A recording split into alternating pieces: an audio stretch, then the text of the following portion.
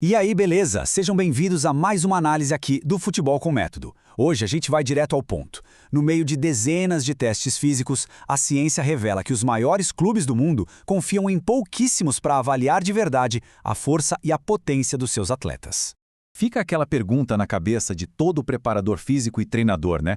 Com tantas opções, quais testes os gigantes do futebol mundial realmente usam para medir força e potência? A resposta não é achismo, é ciência, e vai trazer uma clareza danada para essa discussão. Para a gente entender por que essa clareza é tão importante, primeiro a gente precisa mergulhar no que muitos profissionais chamam de o caos dos testes. Olha, no futebol de alto rendimento, não tem conversa. Avaliar força e potência é a base para otimizar a performance e prevenir lesões. O grande desafio, no entanto, é a variedade, a imensidão de testes que existem por aí. Essa falta de padrão acaba dificultando a vida na hora de comparar dados entre clubes ou até de criar um protocolo que seja realmente eficaz. Só para ter uma ideia do tamanho do problema, uma pesquisa recente mapeou nada menos que 29 testes diferentes só para avaliar a força de jogadores de elite. Pensa bem, é como ter uma caixa de ferramentas gigante, mas sem um manual claro de qual ferramenta usar para cada parafuso. E se 29 já parece muito, para avaliar a potência, o número é ainda maior, 31 testes diferentes. Isso só reforça essa falta de um consenso, sabe? Fica difícil comparar dados, acompanhar a evolução de um atleta de forma consistente ao longo do tempo. É um verdadeiro desafio. E aí, como é que a gente navega nesse caos todo para achar o que realmente funciona? Bom, a resposta vem da ciência. É ela que entra em campo para guiar a gente nessa busca por respostas.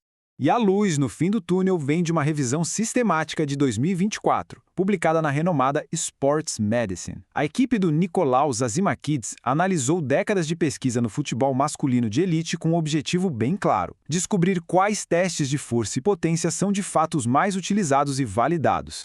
E essa imagem aqui ilustra o rigor dessa pesquisa. Os cientistas começaram com mais de 4.000 artigos e depois de um processo de filtragem super minucioso, chegaram a 194 estudos que realmente importavam.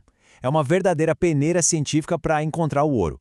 E os resultados são bem reveladores. Vamos começar então com os testes que se consagraram como os verdadeiros gigantes da avaliação de força.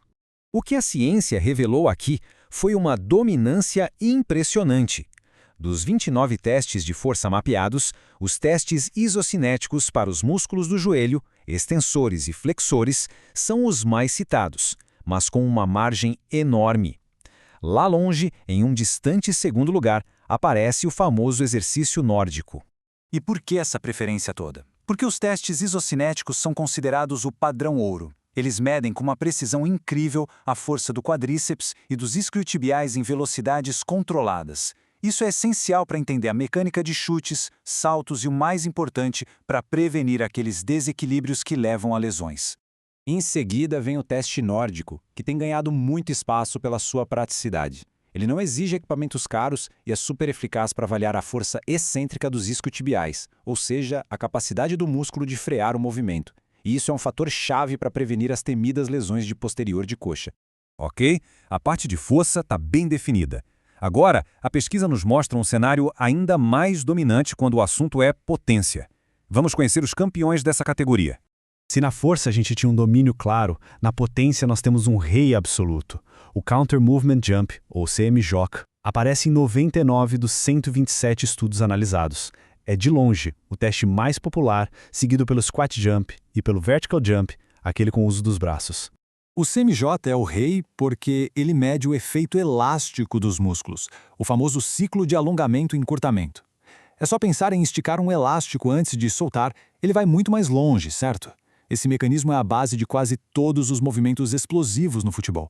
E isso, aliado à simplicidade do teste, o torna a escolha número 1.